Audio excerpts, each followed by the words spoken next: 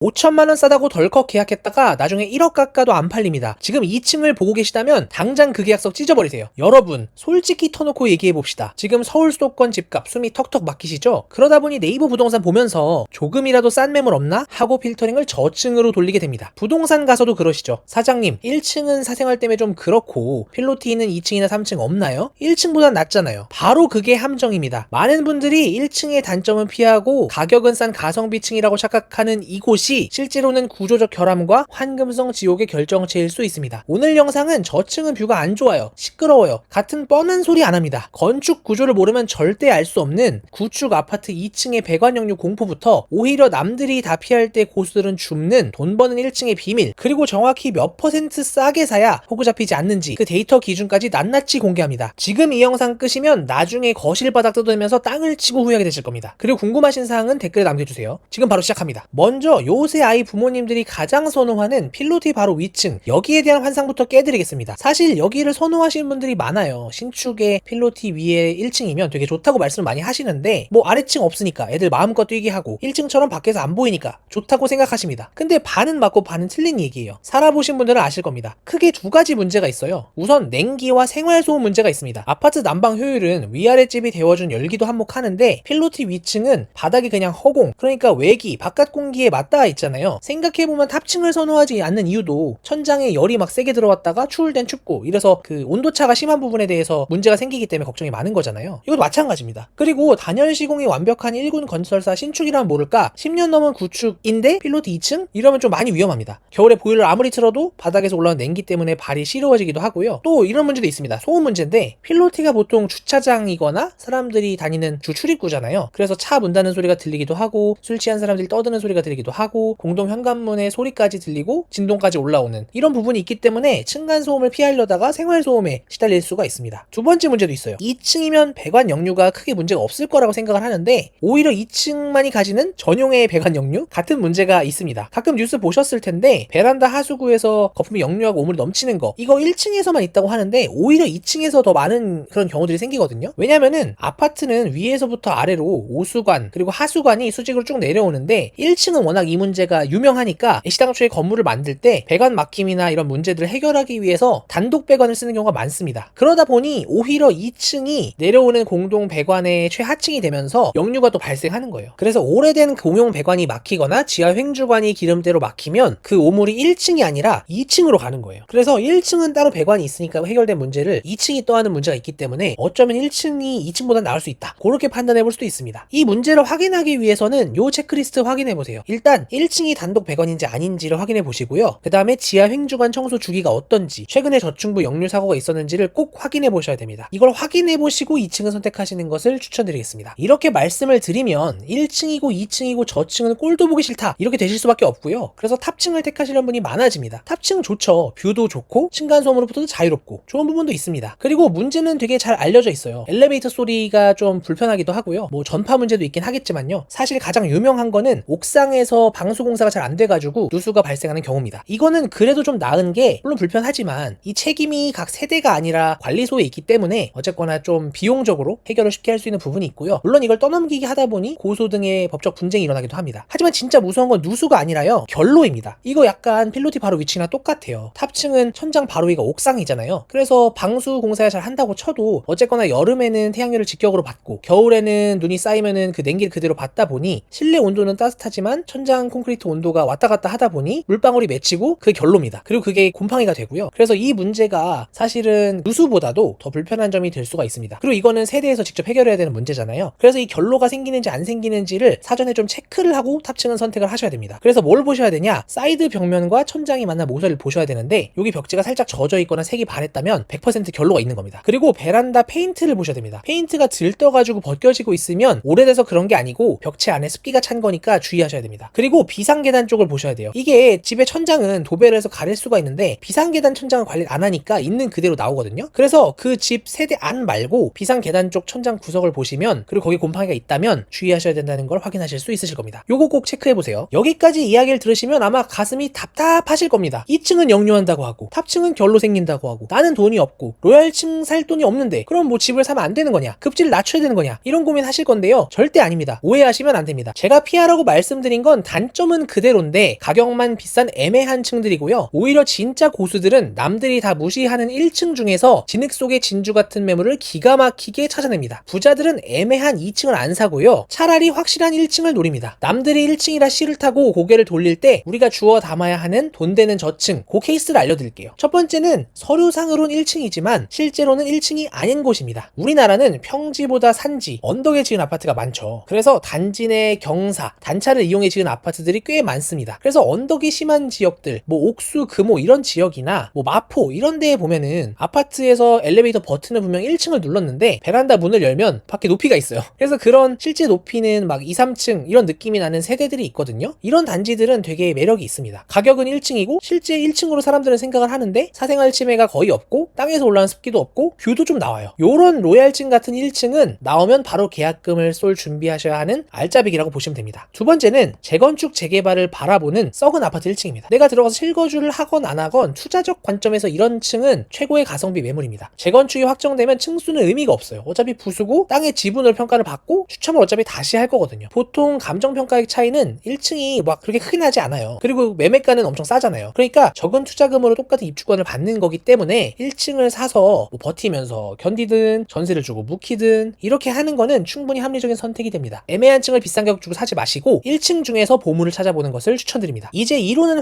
확인하셨으니까 실전으로 가봅시다. 어떤 매물을 고르던 간에 저층이건 탑층이건 이런 사항들을 체크해 보시면 좋을 것 같습니다. 부동산 사장님은 뭐 저층이어도 남양에 해가 잘 들어요 이런 식으로 말씀을 하시면서 여러분을 현혹시킬 텐데요. 다 직접 확인하셔야 됩니다. 그래서 첫 번째, 반드시 오후 3시에서 4시에 그 집에 다시 가보셔야 됩니다. 낮 12시에서 1시에는 무조건 해가 중천에 있으니까 잘 들죠. 근데 해가 서쪽으로 기울기 시작할 때 앞동 그림자가 우리 집 거실 창문을 덮치는지를 확인해 봐야 됩니다. 고층에선 상관이 없는데 저층은 앞동 그림자가 거실의 절반을 가리면 그냥 되게 어두운 동굴같이 되거든요. 일조건은 단순히 밝다 어둡다가 아니라 난방비 문제랑도 연결이 되고 그리고 우울증을 유발할 수도 있어요. 그리고 결정적으로 집값이랑 직결이 됩니다. 두 번째는 창문을 열고 5분만 있어 보시면 좋겠습니다. 요즘 샤시가 좋아서 문 닫으면 조용합니다. 근데 평생 문 닫고 살 게 아니잖아요. 저층문은 창문을 열면 놀이터에서 아이들 비명 지르는 소리, 배달 오토바이 소리, 단지 내 쓰레기 수거 차량 소리가 TV 소리를 뚫고 들어올 수 있습니다. 그래서 이 소음을 얼마나 견딜 수 있는지 창문을 열고 꼭 확인하시면 좋겠습니다. 마지막으로 가장 중요한 가격 이야기 하겠습니다. 뭐 알겠어. 뭐 2층 사면 안 좋고 탑층 리스크 있는 거 알겠어. 그래서 싸면 되는 거 아니야? 맞습니다. 싸면 용서가 되죠. 근데 얼마나 싸야 할까요? 이거는 뭐 여러 전문가들의 의견도 좀씩 다르고요. 실제 데이터를 봐도 기준이 좀 애매하긴 합니다. 하지만 이거는 제가 기준을 정해드릴게요. 저는 시장에 따라 좀 다르게 봐야 된다고 봐요. 그래서 상승장 상황에서는 10에서 15%만 싸게 사도 저는 크게 문제가 없고 오히려 좋다고 봅니다. 반대로 하락장에서는 15에서 20% 정도를 할인받아서 살 수 있으면 정말 잘 샀다는 소리를 들을 수 있을 겁니다. 물론 이 퍼센티지를 맞출 수 없는 여러 가지 경우의 수들이 있어요. 그래서 이게 절대적인 답이라고 하는 건 아니지만요. 확실히 이런 비선호층들의 경우에는 하락장에선 더 많이 깎을 수가 있고요. 상승장에서는 그래도 팔리긴 팔리거든요. 그래서 이 사이클을 고려했을 때 이 정도 싸게 사는 게 안전마진을 확실하게 남길 수 있는 기준이다 라고 설명을 드리는 부분이니까 참고 정도만 해주시면 좋겠습니다. 그리고 사실 집은 사는 것보다 파는 게 더 중요합니다. 구매하는 순간부터 판매자의 마음으로 판매할 생각을 해야 됩니다. 그래서 처음에 내 집 마련하는 과정이 너무 어렵기 때문에 모든 걸 낙관적으로만 생각하기 쉽거든요. 그래서 꼭 이 생각을 해보셔야 돼요. 내가 이걸 사는 순간 또 팔아야 되기 때문에 내가 선택한 매물이 가진 단점을 내가 극복하고 나중에 잘 팔 수 있을까? 이런 부분들을 충분히